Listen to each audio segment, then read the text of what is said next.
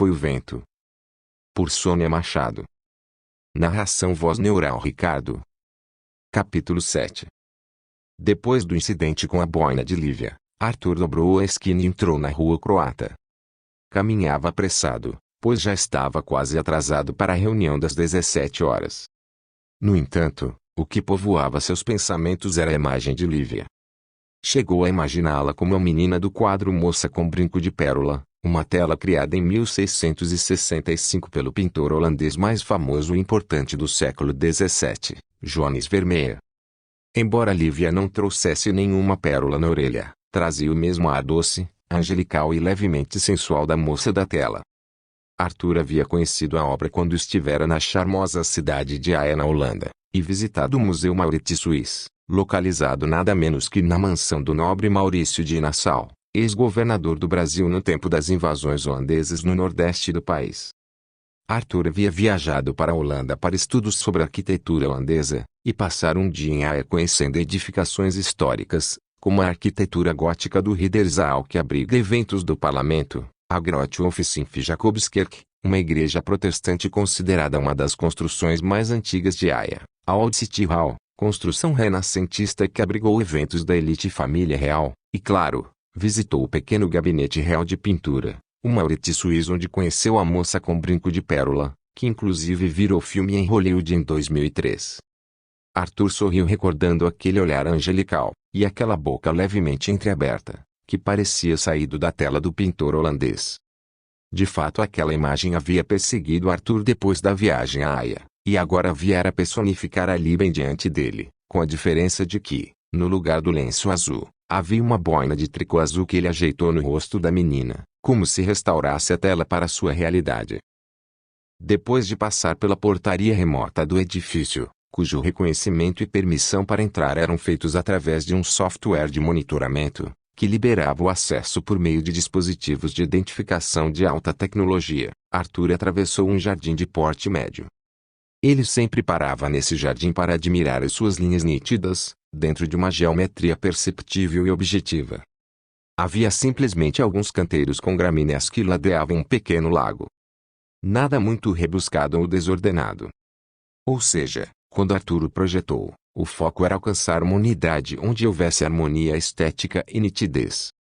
Nessa tarde, porém, o foco não era esse belíssimo jardim minimalista.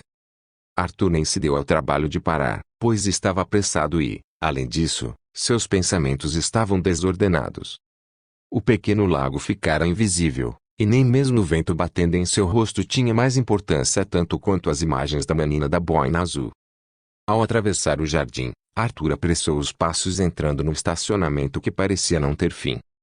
Alcançando o hall do elevador, apertou o botão para o 5º andar.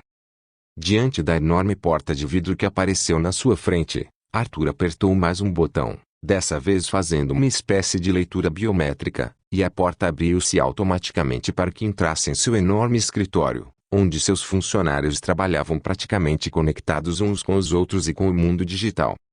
Alguns conversavam entre si e iam segurando xícaras de café aproveitando a pausa da tarde. Com um gesto ele saudou a todos e se dirigiu ao seu próprio local de trabalho que, apesar de estar no mesmo ambiente, era um pouco mais elevado, demonstrando, talvez, sua posição hierárquica, o que para Arthur pouco importava. Mas em mundos de negócios há certos protocolos a seguir. Via-se dali de sua mesa, um amplo espaço de onde se podia observar tudo naquele escritório. Podia-se também observar o mundo lá fora, através das janelas de vidro, o imenso céu azul daquela tarde, e até os movimentos do espaço, como as belas revoadas de pássaros. Tudo ali era tão nítido e tão aberto que Arthur se sentiu como se ele próprio fosse transparente, e todos pudessem ver seu interior. Sentiu-se um pouco incomodado e desejou um lugar onde pudesse ficar sozinho, e reviver as belas lembranças daquela tarde.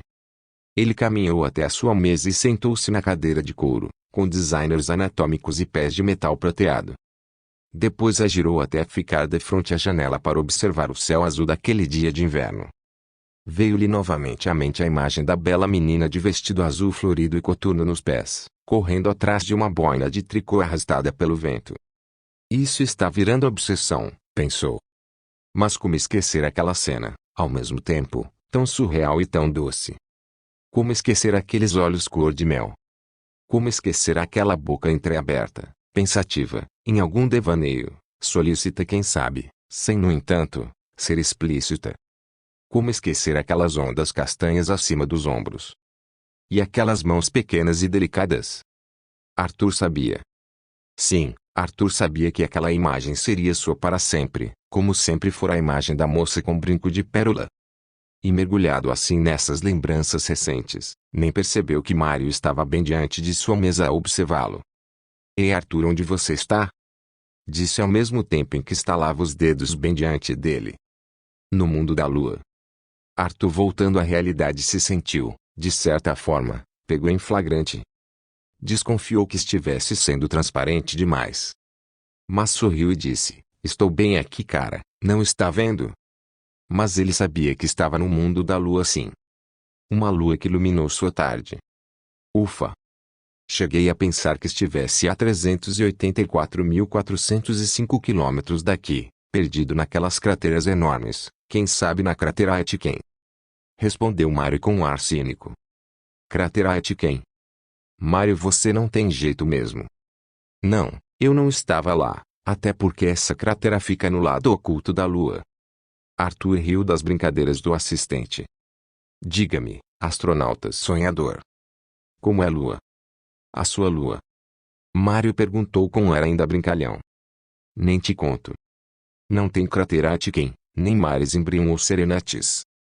Na verdade, ela usa boina azul de tricô, modelo francesinha. Arthur respondeu, se lembrando de Lívia.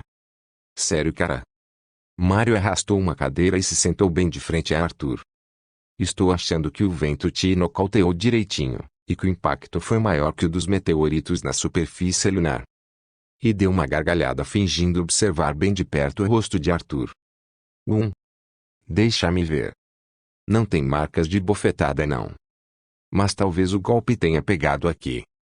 E espetou uma caneta bem em cima do tórax de Arthur. Acertou. Fui nocauteado, sim. Arthur disse, pensando novamente na doce menina que havia nocauteado seu coração. Foi. Mário, que já se afastava, se virou de forma brusca. Me conta essa história direitinho. Não vá me dizer que o vento também usa boina azul modelo francesinha. Não. Não vou contar. E acho que você está se metendo demais na minha vida. Arthur respondeu, simulando um ar zangado. Talvez. Ele fez um ar pensativo. Sou metido, sim. Mas porque sou, acima de tudo, seu amigo, e estou achando que precisa de umas férias. Disse, coçando o queixo coberto por um cavanhaque estilo Van Dyke que o deixava meio parecido com David Beckham, o ex-futebolista inglês. Diferente de Arthur, que mantinha o estilo clássico de cavanhaque, com os fios completando toda a extensão do rosto, o que o deixava mais parecido com o ator Keanu Reeves no filme Bata antes de entrar. Mas por enquanto penso que não vai ser possível você tirar férias, Arthur, Mário completou com ar já mais sério. Por que não? Ei, quem é o chefe aqui? Arthur girou a cadeira e bateu o punho na mesa, chamando a atenção de todos no escritório, o que fez Mário rir ainda mais. Ei, calma. Você é o chefe. Mas quero apenas te lembrar de que vem trabalho duro por aí. O projeto do proprietário do edifício da Rua Toneleiro. Sugiro que, pelo menos por enquanto, saia da órbita lunar. O senhor Lopes? Arthur perguntou, ainda meio iluminado pela lua diurna, ou melhor, sentindo o golpe cruzado que acertou direto seu peito, quando caminhava pela Rua Toneleiro. Ele mesmo. Mário respondeu já com áreas profissionais. A intenção dele é criar um novo prédio de apartamentos pequenos contíguo ao já existente, e fazer uma reforma nos antigos. Como pode notar, tem muito trabalho pela frente e vai ter que esquecer, pelo menos por hoje, a lua, o vento e a boina azul. Ou o que quer que seja que está dentro dessa cabeça. Rindo, Arthur atirou uma caneta em Mário, que se desviou e acabou caindo na xícara de café de um dos funcionários. O eco das gargalhadas ecoou pelo escritório. De repente Arthur assumiu um ar sério, embora o riso ainda estivesse no canto de sua boca. Ao trabalho. E assumindo um ar profissional, ajeitou a gola da camisa polo branca sob o suéter preto, e tentou personificar o arquiteto que existia dentro dele. Me parece que o espaço ali é bem pequeno. O que Sr. Lopes estará planejando afinal? Arthur questionou remexendo uns papéis sobre a mesa. Isso veremos agora mesmo. Eis o homem entrando no escritório. Mário disse apontando em direção à enorme porta de vidro, que se abriu para dar passagem a um senhor, que aparentava ter uns 80 e poucos anos, e se equilibrava com elegância numa bengala de caminhada. O senhor tinha porte aristocrático apesar da pequena dificuldade de locomoção, resultado dos anos que carregava nas costas. O olhar que possuía determinação e autoridade, varreu todo o escritório como se avaliasse cada coisa e cada pessoa que ali estava. O Sr. Lopes tinha uma presença marcante, que beirava a arrogância, o que impressionou Arthur logo de cara e, de certa forma, o incomodou um pouco. Mas ele estava acostumado a lidar com personalidades de todos os tipos, e às vezes suas ideias que beiravam o extremo, como um projeto de quarto encomendado por um casal no andar térreo de uma mansão. O piso do quarto possuía uma espécie de trilho no lugar dos pés da cama que, ao ser acionada, simplesmente se movia para o jardim para receber o sol da manhã ou o ar da noite. De qualquer forma, o mais importante para Arthur era não fugir de seus princípios éticos. Quanto ao estilo arquitetônico que defendia, ele podia até abrir brechas e inventar coisas mirabolantes, mas prezava, sobretudo, a honestidade e o bem-estar das pessoas e da natureza. Ou seja, além de minimalista, ele era também humanista.